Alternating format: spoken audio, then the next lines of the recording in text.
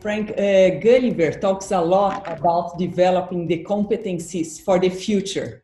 Schools have fallen into talking about 21st century skills. We call them future ready because 21st century is such a sort of moment in time kind of term. And it's communication, collaboration, critical thinking, cultural competency.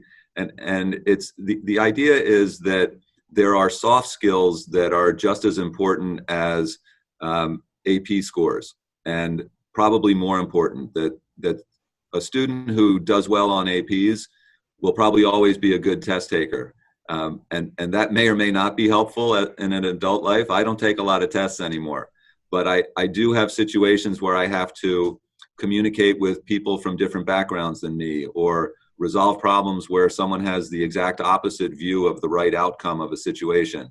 And I have to think about, how do I get my point across? Those are the kinds of skills that are part of the world that our kids are going into.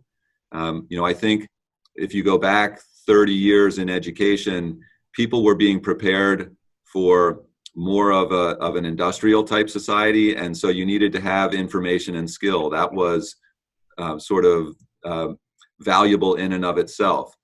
Now, in a more information and service age, we need to be able to do things with information, not just have information.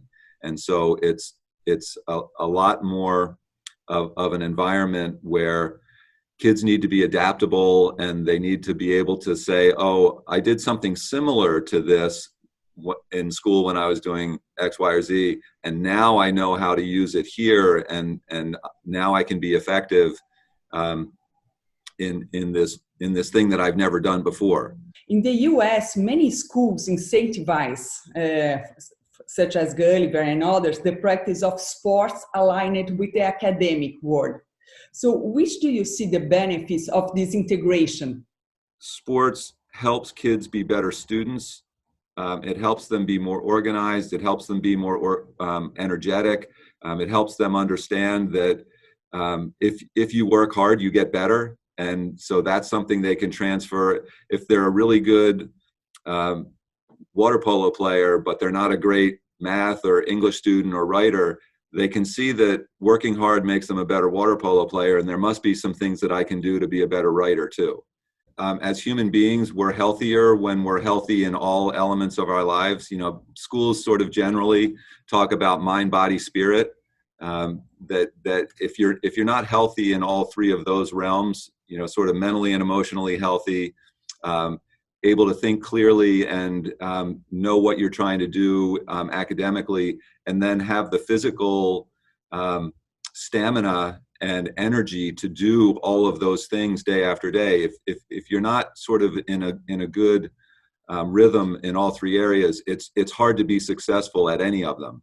It's sort of a human ecosystem that all three of those elements are required to have a person be able to be successful. Frank, do you see the benefits from sports in music and arts as well? At my old school, the foundation of our arts department was the ceramics program, and we were an all-boys school.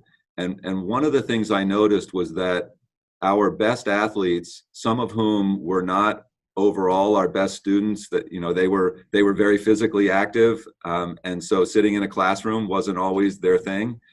But they threw the most amazing pots. Like literally, they were professional artist quality pots. Yeah. And so I firmly believe that there was an athletic and coordination and fine motor skill piece to their athleticism that they were able to bring to the arts. And so a lot of our athletes were in our drama programs, and a lot of our athletes were singers. Athletes perform in public. English students perform in a classroom, but athletes will have several hundred fans or more, depending on the sport they're playing and where they're playing it. That's actually a skill, to be able to perform under that kind of public limelight and pressure. And so I definitely think for academic pursuits that require students to put themselves out there in front of people, it makes it easier for them to do it because they do it all the time. How do you manage the natural conflict for time with coaches, teachers, importance of having free time? How do you see this balance? The first part of that question is answered by how serious are you as a school about your athletic program? So if you just want kids to play for fun, you have intramurals and it lasts 45 minutes or an hour and everybody has fun and they learn the rules of the game. But if you decide you're going to compete at a high level and offer students the opportunity to play at levels where they can go on and play at, quote unquote, the next level, play at college and possibly be able to pursue that into either a high level amateur or professional career, that's a different commitment. And once you make it, it starts to make some of your decisions for you. Like your teams will have serious 2-hour practices. They will have off-season workouts. Families will give up vacation time in order for their child to participate in that sport. However, our debate team travels when it's not COVID. They travel 6 or 8 times a year and they miss school. Our music program travels and they miss school. So what we've decided is for those programs where students have the chance to be national or above caliber, we're going to sacrifice class time for them. What is your dream? What do you desire the most for the educational system?